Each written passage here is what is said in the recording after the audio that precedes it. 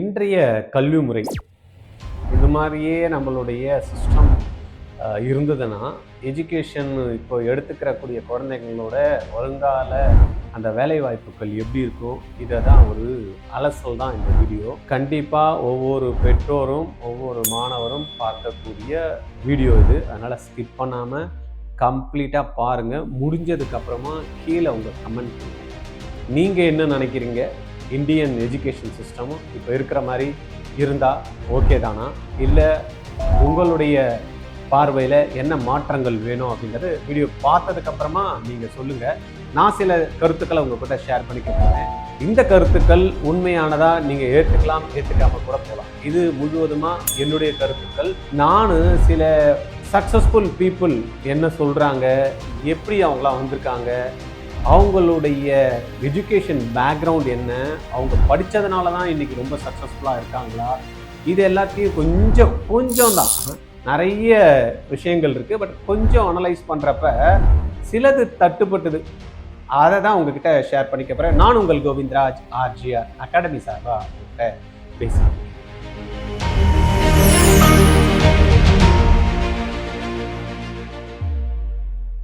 இன்னைக்கு இருக்கக்கூடிய Indian education system நம்மளுடைய வேலை வாய்ப்பை ஏற்படுத்தி கொடுக்குதா அப்படின்னா, ஒரு காலகட்டத்தில் வந்து பார்த்தீங்கன்னா இந்தியன் எஜுகேஷன் சிஸ்டம் ரொம்ப ஒண்டர்ஃபுல்லாக இருந்திருக்கு. அது மூலயமா படித்து டிகிரி வாங்குறப்ப வந்து பார்த்தீங்கன்னா நல்ல எக்யூப் ஆனாங்க அப்படின்ற ரெக்கார்ட்ஸும் இருக்க தான் செய்யுது, இல்லாமல் இல்லை. ஆனால் இன்னைக்கு இருக்கக்கூடிய காலகட்டத்தில் நிறைய மாணவர்கள் படிக்கிறாங்க, படித்து முடிச்சுட்டு வந்து பார்த்தீங்கன்னா இந்த டிகிரி சர்டிஃபிகேட் வாங்கிட்டு வச்சுருக்காங்க. அப்படின்றப்ப அவங்க வேலை வாய்ப்பை நோக்கி போகிறப்ப வேலை கொடுக்கறதுக்கு நிறைய பேர் ரெடியாக தான் இருக்காங்க. ஆனால் படித்து அந்த பட்டம் வச்சிருக்கிறது அந்த வேலைக்கு தகுதியானதாக இல்லை.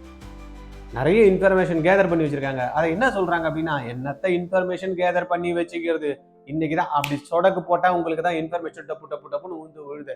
அதை படிக்கிறதுக்கு இது 25 வருஷம் குழந்தைய வந்து டென்ஷன் பண்ணி டார்ச்சர் பண்ணி 5 வருஷம் போச்சுன்னா கூட 5 வயசுல குழந்தை வந்து ஸ்டார்ட் பண்ணதுன்னா ஒரு 25 வயசுல வந்து பார்த்தீங்கன்னா ஒரு டிகிரியை வந்து ஒரு கம்ப்ளீட்டாக ஒரு மாஸ்டர் டிகிரி படிக்குது அப்படின்னா 20 வருஷம் எவனோ ஏதோ சொல்லி வச்சதை எழுதி வச்சதை படிக்கிறதுக்கு எதுக்கு டைமை வேஸ்ட் பண்ணி அது மூலயமா என்ன அது சாதிச்சுது அப்படின்னு பார்த்தீங்கன்னா பெரிய ஒரு கொஸ்டின் மார்க்காக இருக்கு. உலகத்தில் வந்து பார்த்தீங்கன்னா இன்னைக்கு ஜாப் மார்க்கெட்டில் டிகிரி வாங்கினவங்க கூட வந்து பார்த்தீங்கன்னா 54.8% வந்து வேலை வாய்ப்பு வந்து கிடைக்கல அப்படின்னு இந்தியாவில் சொல்றாங்க. இதுவே ஒரு படிக்காதவன் பார்த்தீங்கன்னா 7% தான் வந்து பார்த்தீங்கன்னா அவனுக்கு வந்து வேலை வாய்ப்பு வந்து கம்மியாக இருக்கு. படிக்காதவன் வந்து பார்த்தீங்கன்னா கூட வேலை எப்படியோ போயிடுறான் அப்படின்றாங்க. இப்போ நம்ம கூட பார்த்துருப்போம்ல, ஏதோ வரான் கடன்னு ஆட்டோ ஓட்டுறேன் கற்றுக்குனானா 30,000 35,000 40,000 சம்பளம்.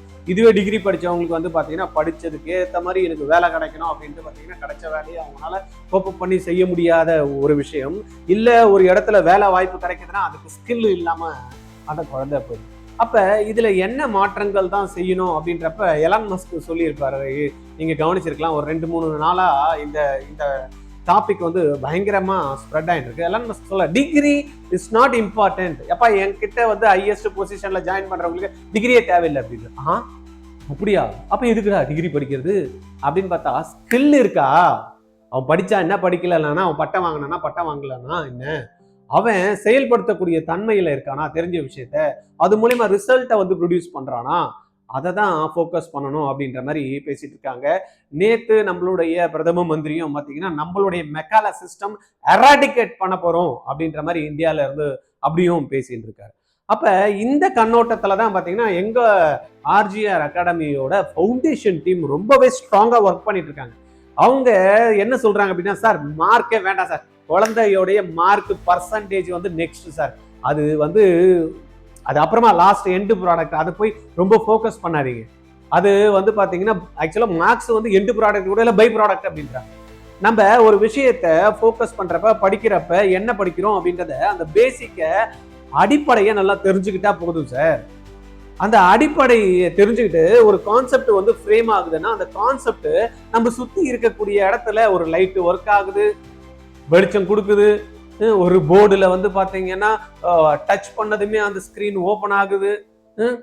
நான் எங்கேயோ வந்து ஒரு இடத்துல உட்காந்துட்டு இருக்கேன், எனக்கு யாரோ ஒருத்தங்க இன்னொரு இடத்துல உட்காந்துன்னு ஃபோன் பண்றாங்க, பேசுறாங்க அப்படின்னா இது எல்லாமே ஏதோ ஒரு கனெக்டிவிட்டி நடக்குது. அந்த கனெக்டிவிட்டி எப்படி நடக்குது அப்படின்ற விஷயத்த பேசிக்க அந்த குழந்தைக்கு கத்து கொடுத்துட்டோம் அப்படின்னா, கான்செப்ட்ஸ் எப்படி ஒர்க் ஆகுதுன்னு கத்து கொடுத்துட்டோம் அப்படின்னா, இயற்கையோட ஒன்றிய விஷயங்கள்லாம் இன்னைக்கு வந்து பாத்தீங்கன்னா எப்படி வந்து செயற்கையான விஷயங்கள், பறவை கண்டான் விமானம் படைத்தான், கரெக்டா? எதிரொலி கேட்டான் வானொலி படைத்தான். அப்ப எதையோ அவன் பாக்குறப்ப கேட்கிறப்ப அது மூலமா அவனுடைய திங்கிங் ஒர்க் ஆச்சுன்னா, அவனுடைய தாட் ப்ராசஸ் வந்து எப்படி இருக்கணுமா, என்னடா நம்ம கேட்கிறோம், இது மூலமா என்ன செய்ய முடியும், இப்படிதான் திங்க் பண்ணணுமே தவிர வாமிட் பண்ணி மார்க் எடுத்து சர்டிபிகேட் வாங்கி வாட் இஸ் த யூஸ். இன்னைக்கு யாருமே வந்து பாத்தீங்கன்னா உங்களுக்கு வேலை எடுக்கிறதுக்கு முன்னாடி ட்ரைனிங் கொடுக்குறேன், வா நீ கத்துக்கோ, நான் 6 மாசம் ட்ரைனிங் கொடுக்குறேன், அதுக்கப்புறமா என் கம்பெனிக்கு வந்து நீ வந்து ஒர்க் பண்ணி கொடுன்னு யாருமே இல்லை. ஆனா இன்னைக்கு வந்து 6 மாசத்துக்கு அப்புறமா ட்ரைனிங் கொடுத்துட்டு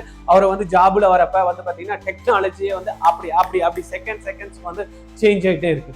அந்த மாதிரி இருக்கிறப்ப நம்மளுடைய படிப்பு சிஸ்டம் பழைய மாதிரியே படிப்பு சிஸ்டம் நம்ம வச்சுட்டு இருந்தா எப்படி நம்ம குழந்தைங்க டெவலப், ரைட்டா?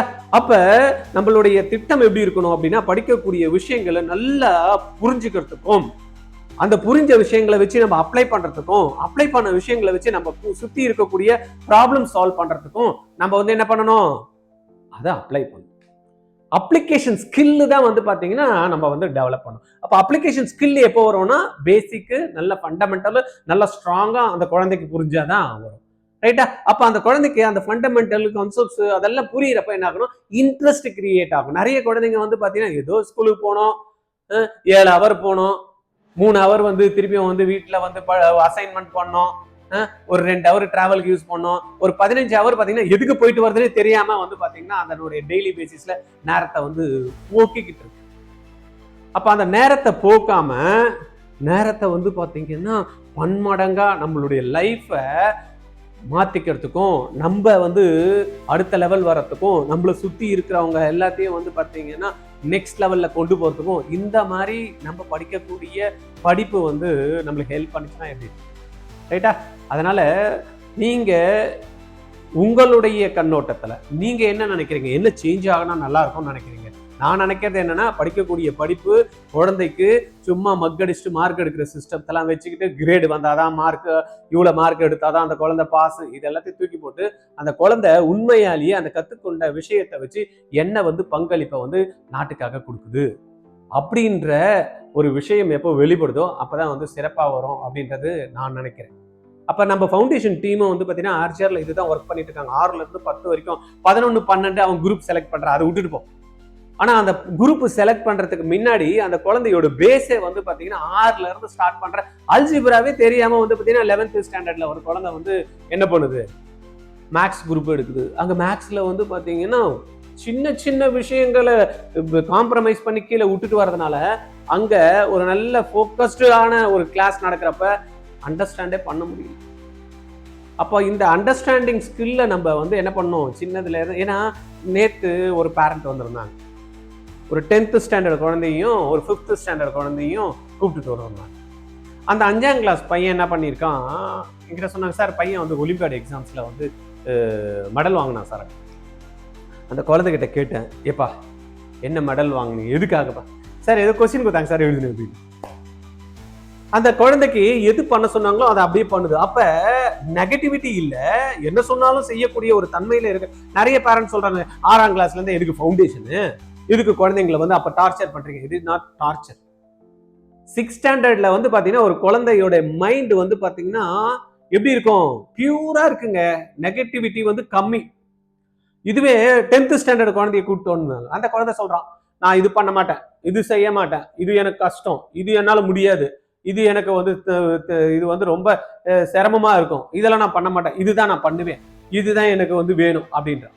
ஆனா அவன் சொல்ற விஷயத்தெல்லாம் நான் எடுத்து பார்த்தேன்னா அதெல்லாம் வந்து ரொம்ப வேஸ்டான விஷயமா இருக்கு. ஆனா அவன் என்ன பண்றான், எது ஈஸியோ, எது அவனால முடியுமோ, எது அவனுக்கு கம்ஃபர்டபுளா இருக்குமோ அதை தான் பண்ணணும்ன்றான். ஆனா இந்த பையன் என்ன பண்றான், ஒலிம்பியாடு எக்ஸாம்ல 5ஆம் கிளாஸ் படிச்சிருக்கான், ஒரு கோல்டு மெடல் வின் பண்ணிட்டு வந்திருக்கான். என்னடா அப்படின்னா தெரியல, இதை செய்ய சொன்னாங்க செய்யறான். அப்ப அந்த குழந்தைய மோல்டு பண்றது ஈஸியா கஷ்டமா? அப்ப சின்ன குழந்தைங்களா உங்க குழந்தைங்க இருக்கிறப்ப அந்த குழந்தைக்கு நீங்க என்ன இருந்தா நல்லா இருக்கும், புரியுதா? அந்த குழந்தைக்கு என்ன இருந்தா நல்லா இருக்குமோ அதை நீங்க கொடுங்க. ரிசல்ட்டை எதிர்பார்க்காது. ரிசல்ட்டை வந்து கண்டிப்பா வந்து இப்படி வந்துடணும், என் குழந்தை இது செய்யறதுனால இது செஞ்சிடணும், அதெல்லாம் வேண்டாம். நம்ம குழந்தைக்கு என்ன பேஸ் வேணும், அதை வந்து மேக்ஸ் அண்ட் சயின்ஸ்ல நீங்க கொஞ்சம் கான்சென்ட்ரேட் பண்ணி அதை கொடுக்கணும். ஒன்று. ரெண்டாவது கம்யூனிகேஷன். அவன் என்ன விஷயம் கத்துக்கிறானோ அதை என்ன பண்ணணும், எக்ஸ்பிரஸ் பண்ண தெரியணும். அது லாங்குவேஜ் இங்கிலீஷ்ல தான் சொல்லணும்னு அவசியம் இல்லை. ஒரு கையில வந்து பாத்தீங்கன்னா நான் ஃபுட்டு வச்சுட்டு இருக்கேன், காக்காக்கு வந்து நான் ஃபுட்டு கொடுக்கணும். நான் என்ன பண்றேன், தமிழ் நல்லா பேச தெரியும் அப்படின்னா come on grow take the food அப்படின்னு இங்கிலீஷ்ல வந்து அழகா எனக்கு வரும் அப்படின்றத சொல்றேன். வரமாட்டேன்.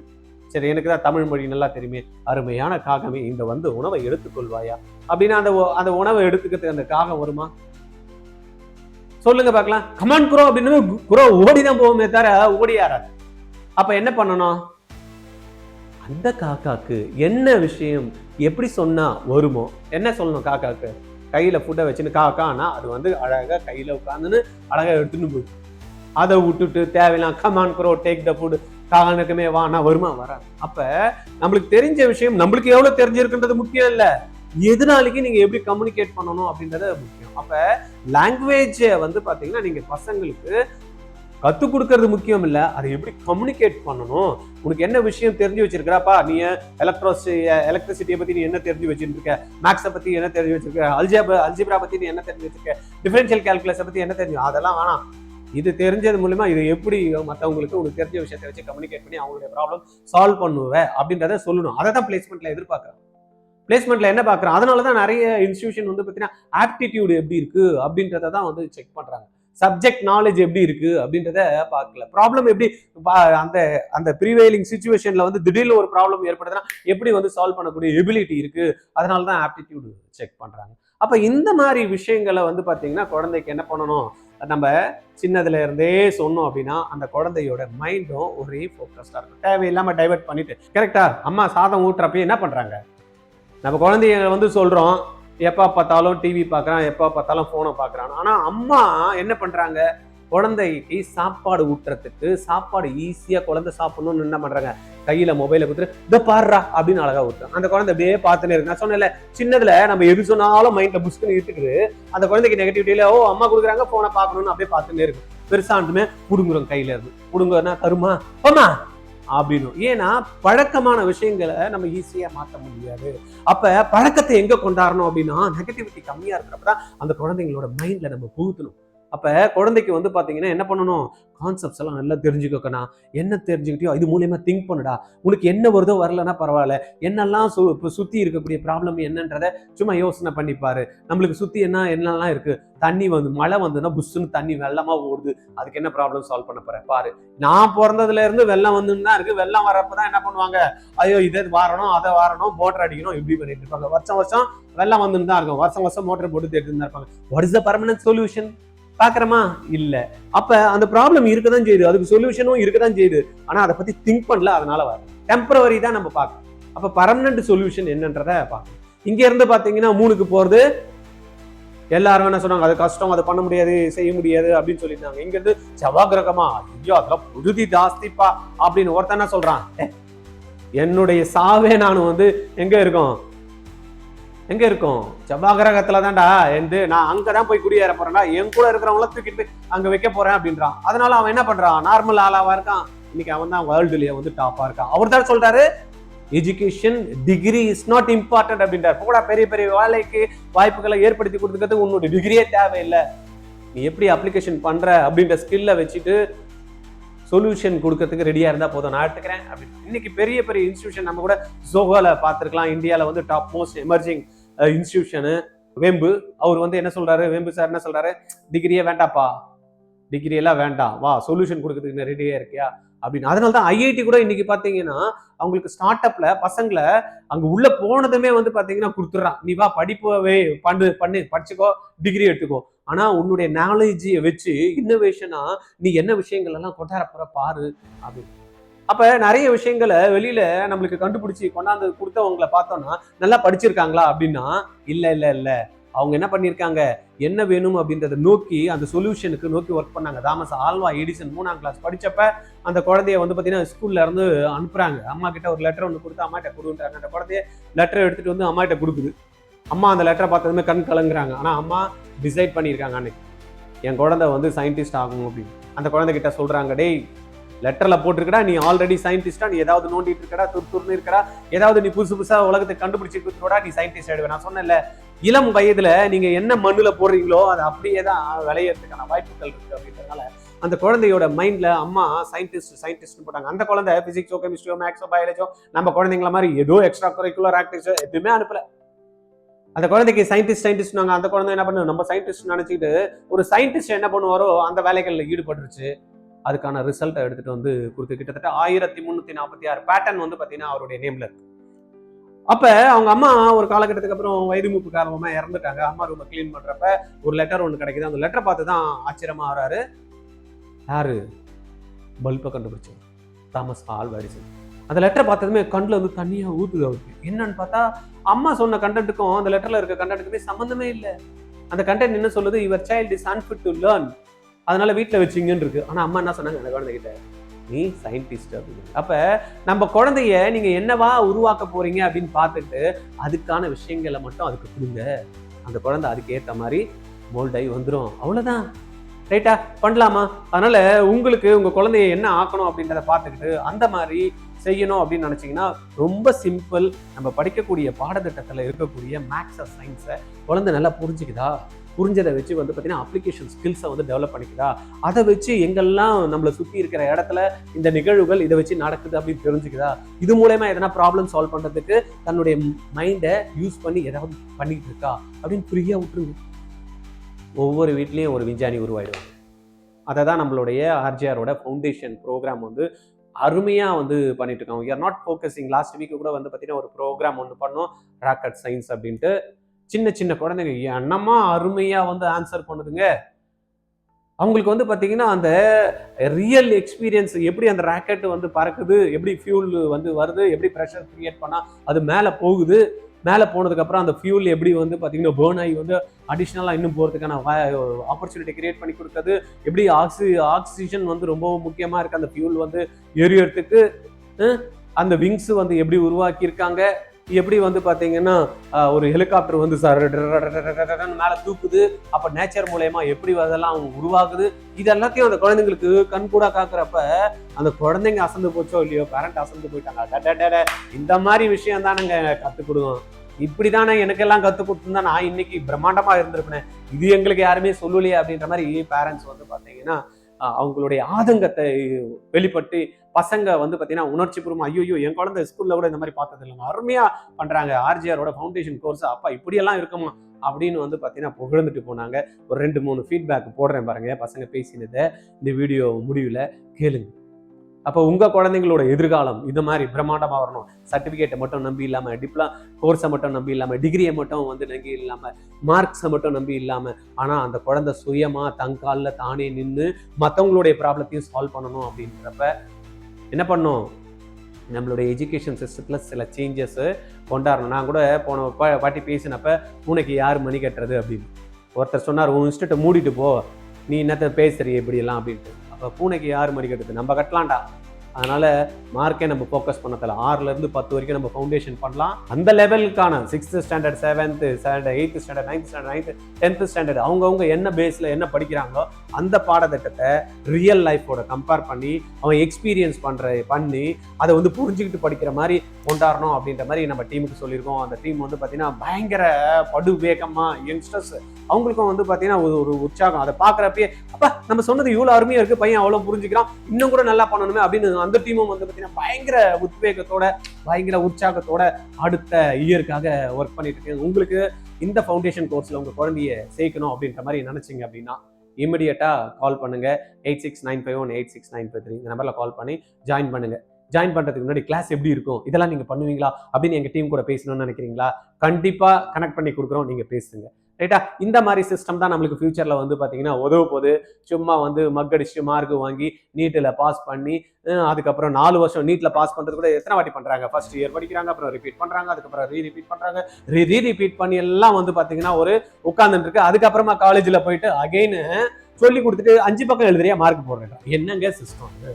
ஒரு கொஸ்டினுக்கு மார்க் தரத்துக்கு ஒரு பேஜுக்கு ஒரு மார்க்கா, 50 பேஜ் எழுதுனா 50 மார்க் போடுறான். What is the purpose for writing 50 page and getting marks? ஒண்ணுமே நம்ம கதை எழுதிட்டு போறதுக்கெல்லாம் அங்க எங்க மார்க் போட்டுட்டு இருந்தா இந்த சிஸ்டம் எப்படிங்க உருப்படும்? கரெக்டா? அப்போ சேஞ்ச் யாரோ ஒன்று பண்ணணும் அப்படின்றதுக்காக தான் நாங்கள் டிசைட் பண்ணி எங்களுடைய பேட்டர்ன் ஆஃப் எஜுகேஷனையே வந்து பார்த்தீங்கன்னா நம்ம சேஞ்ச் பண்ணலாம். பூனைக்கு எவனோ மணி கட்டுறதுலாம் வேணாம், நம்ம கட்டிடலாம்டா அப்படின்ற மாதிரி எங்கள் டீம் ரெடியாக இருக்கும். எங்களுக்கு நீங்கள் சப்போர்ட் பண்ணுவீங்கன்னு நினைக்கிறேன். உங்களுடைய ஆதங்கம், உங்களுடைய கருத்துக்களை கீழே பதிவிடுங்க. அடுத்த வீடியோவில் உங்களை வந்து நான் பார்க்குறேன். Thank you.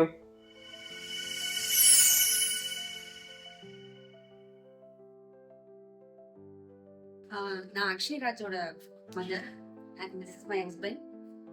We love this workshop. First of all, we searched for lots of online classes. அப்புறம் half of the session போனதுக்கு அப்புறம் தான் we got the project. இங்கே வரணுமா வேண்டாமா ஃபர்ஸ்ட் யோசிச்சுட்டு இருந்தோம். ஒரு சண்டே தான், we both are working. சரி இது ஒரு நாள் வந்து பார்க்கலாம். பட் பர்த் அதாவது ஃபர்ஸ்ட் ஒர்க்ஷாப்னா ஏதோ சிம்பிளாக தான் இருக்கும் நினைச்சேன். பட் ஒரு ராக்கெட் சயின்ஸில் அது ஃபிசிக்ஸு, கெமிஸ்ட்ரி, பயாலஜி, எனக்கு வந்து கம்ப்யூட்டர் மட்டும் அப்படிங்க. பட் ரொம்ப என்டையரிங்காக வந்து ரொம்ப என்கரேஜ் பண்ணுவீங்க. ரொம்ப சூப்பர். அதாவது இந்த வயசில் ஒரு ப்ராக்டிக்கலாக இது மட்டும் கொடுக்க முடியும் அப்படிங்கிறது இந்த கூப்பிடு. இது வந்து உண்மையிலே பெரிய விஷயம் வந்து.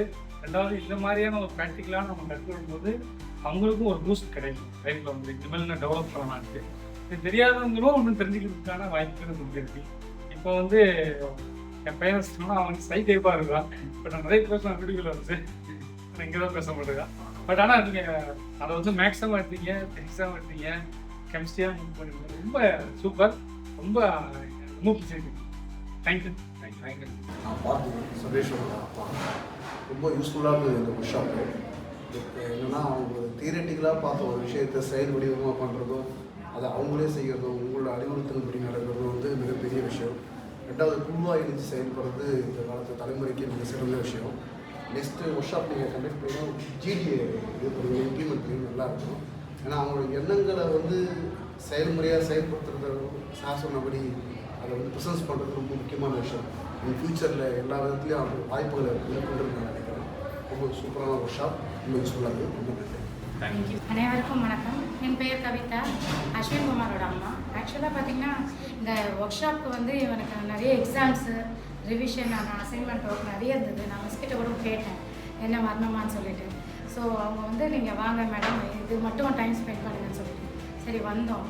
ஆக்சுவலாக ஒரு 2 கான்செப்ட் பேசிக்லி தியரிட்டிக்கலாக அவங்க படிச்சுட்டு இருக்காங்க and practical just lab sessions அவ்வளோதான்.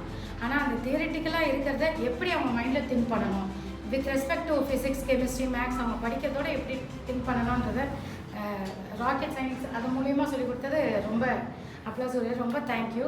அண்ட் ஒரு தியரிட்டிக்கலாக படிக்கிறத நம்ம அதை எப்படி விஷுவலாக கனெக்ட் பண்ணணும் அண்ட் அதை எப்படி ஆக்டிவிட்டியாக நம்ம செய்ய முடியும், அதுக்கும் ப்ளஸ் ஃப்யூச்சரில் இவங்க வந்து சயின்டிஸ்டாக வர்றதுக்கோ இல்லை ஏதாச்சும் ஒரு இன்வென்ட் பண்ணுறதுக்கு நேச்சர்லேருந்து எப்படி கொண்டு வந்தாங்க, எல்லாமே இயற்கையை வச்சு தான். ஸோ அதை பேஸ் பண்ணி எப்படி கொண்டு வந்தாங்கன்னு சொல்லிட்டு கற்றுக் கொடுத்ததுக்கு ரொம்ப ரொம்ப நன்றி. அண்ட் இதனால் அவங்க இன்வென்ட் பண்ணுறதுக்கு நிறைய பாசிபிலிட்டிஸ் இருக்குது. பிகாஸ் நம்ம வெறும் தியரிட்டிக்கல் படிப்பு அண்ட் மார்க்ஸ் 80 மார்க்ஸ் அதோடு போயிட்டுருக்கோம்.